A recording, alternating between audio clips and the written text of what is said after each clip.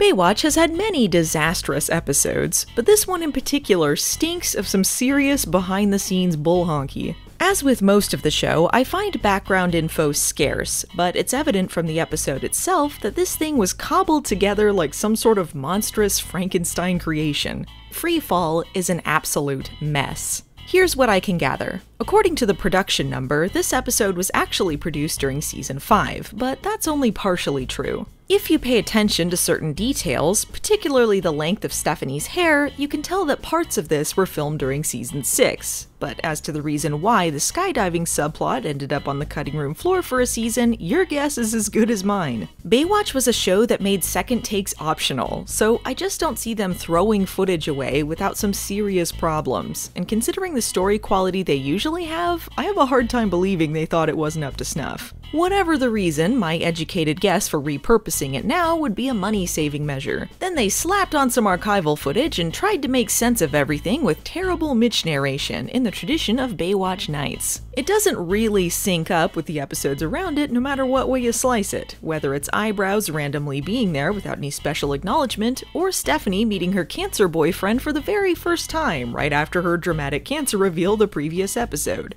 The end result of all of this madness is a pretty half-assed clip show. Enjoy! Okay, cool, off to a great start. Anyway, it's Eddie, he's back again! And above him we have Pamela in her relaxed, natural state. So this random homeless guy is actually Michael, a famous pro footballer who CJ is dating. Whether or not she's supposed to still be with eyebrows in either season this was filmed in was always nebulous. Michael's gone incognito to avoid the paparazzi, but it seems it's a failed effort. All this talk about Michael reminds me of another Michael you might be familiar with. Michael Knight, a young loner on a crusade to champion the cause of the innocent. Knock it off, Mitch. It's not time for the clips yet. Oh man, imagine having shitty tabloid people hound you. Pamela Anderson wouldn't know anything about that. It's a good thing Mitch isn't close friends with a monster who takes pictures of women without their consent. Okay, but why are there two people randomly doing backflips here? That's not even the same guy. Meanwhile, a slightly de-aged Hobie and producer's sons are hanging out on the beach with their friend Samantha, played by future Miss Texas Lauren Danning. You might also recognize her from this stunning acting in Season 4. Don't drool, Buchanan.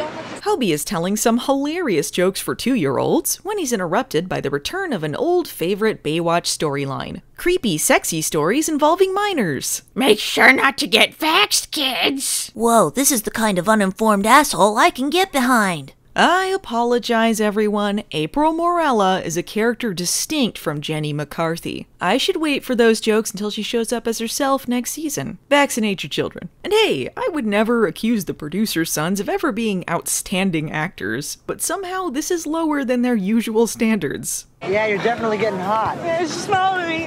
Oh, heat stroke, heat stroke. If it wasn't obvious, Hobie has the hots for this random attractive adult that's passed them by, and for some reason all of these children think the appropriate thing is for him to go over there and make a move. Then we get some Mitch narration out of nowhere, which is really confusing considering this is not a thing they do on normal Baywatch. Approaching a beautiful woman is the hardest thing for any boy or the man he grows up to be. It's like jumping out of an airplane. You're never sure if your chute's going to open. And that somehow ties this plot into my skydiving thing. Gosh, this episode is cohesive. This is not a good analogy. Hi. Alright, arrest this woman now.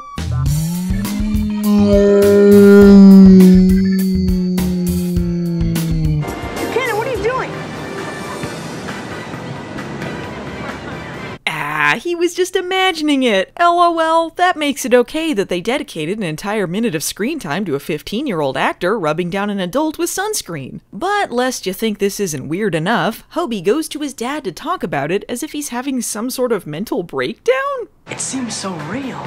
I don't know, it was like virtual reality or something. I really thought it happened. Except it did. But you know, the memory's the same, and that's all we really have in the end is memories. Hobie, are you okay? What is this existential ennui? What is the tone, Baywatch? This is interrupted when Hobie's dream girl shows up at headquarters. Turns out she's the sister of Tom, who we are just now being introduced to as Mitch's old friend. So Mitch, You gonna go sky surfing with us tomorrow? Don't you have to go with Stephanie to her chemo or something? No way, bruh, let's surf the sky. Mitch isn't really into the idea, but April insists he should try it. She even offers to hold his hand along the way, which causes Hobie to volunteer to go himself. Not that that's relevant, because neither of them are present during the skydiving scenes. Oh, Mitch isn't a wimp. Are you, Mitch?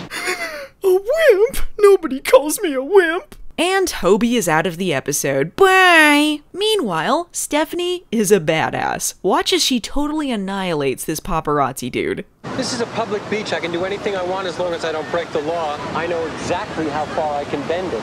Take one more picture and I'll bend something till it breaks. Trust me. Oh, snap! Oh, snap! I truly believe Alexandra Paul could snap a man in half. My hair's completely changed styles, but my condescension remains the same. What does she look like?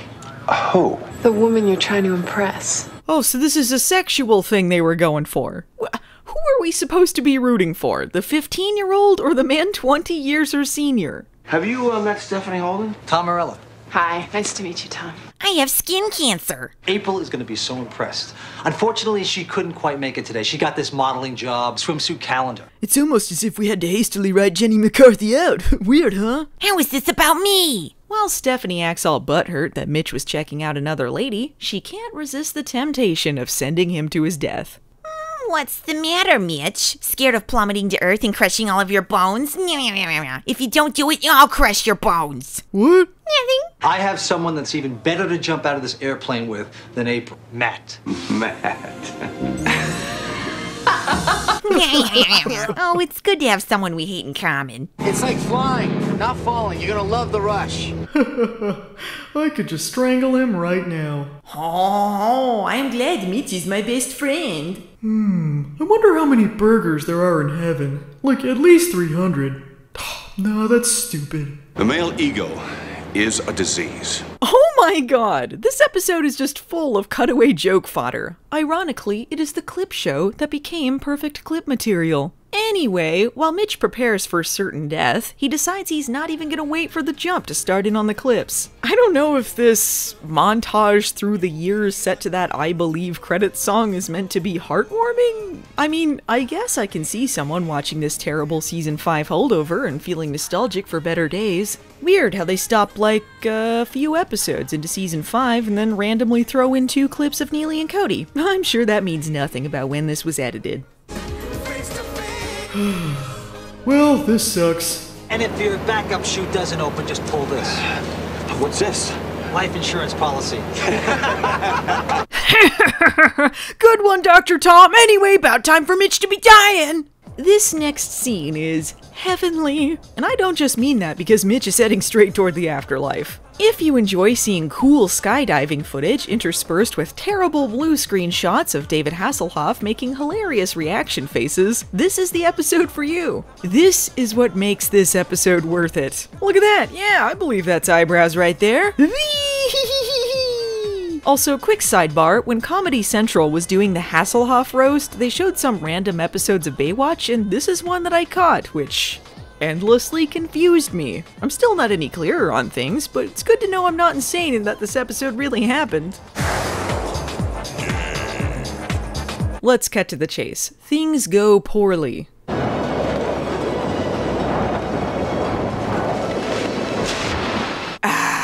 Beautiful. Mwah, mwah, mwah, mwah. This is my favorite shot in all of Baywatch. Drink it in, people. This is what the Emmys lost out on. Sacre bleu, I killed Mitch. I must leave the country and this episode. How did I know you were gonna screw this one up, Mitch? Or should I say, bitch? You better not have any stupid voiceover that ruins this dramatic moment. Ouch! Ah, that hurts. Wow, what stunning insight into Mitch's mind. There's no pulse. What does she mean, no pulse? Living people have pulses. Dead people have no pulse. Uh-oh. Hey, you know what would really sell the whole Mitch being dead thing? Not this! It was supposed to be me who killed him. Me! It's not too late. I'm not gone. I'm right here. Mitch would want to be buried at sea. We'll set the funeral for dawn on Sunday. Okay. Okay, maybe you want to wait until the body's cold before you start making funeral arrangements, Stephanie. Why would anyone want to be buried at sea? That's right, Mitch is D-E-A-D, dead, and he won't shut the hell up about it. I don't know what we're supposed to feel here. Grief? Amusement? Right now, I'm leaning toward horror. He's dead, but conscious of everything around him. There was a Tales from the Crypt about this. If Newman wasn't able to show off his dramatic acting chops, I would be losing it right now. He hated heights.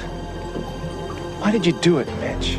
Newman, how long have you known Mitch? It's a fair guess it had to do with women, food, his massive ego, or all of the above. The male ego is a disease. Shout out to Dr. Pratt here, played by their medical technical advisor, Franklin Pratt.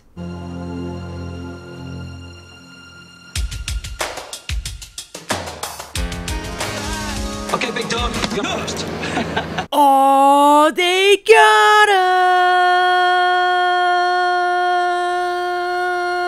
us! Wow, looks like Mitch had a real moment of reflection. He's learned the lesson that what truly matters is more important than his diseased male ego. With that ominous warning, he asks them to land the plane and, oh, never mind, he just jumps anyway and then we fade to commercial? Okay, Baywatch, what? Look, alright, I can see how a viewer might think this episode was a cop-out, or complete waste of time even, but you could have, had a point to it at least. I hate that these parasites can trash people's lives just because you've achieved some kind of fame. Well, unfortunately they can, and they do. Wait, why is the CJ paparazzi subplot more depressing than Mitch dying? Next time on Baywatch Nights, Mitch falls for a cat burglar. Will his teammates be allowed to do anything? Meow!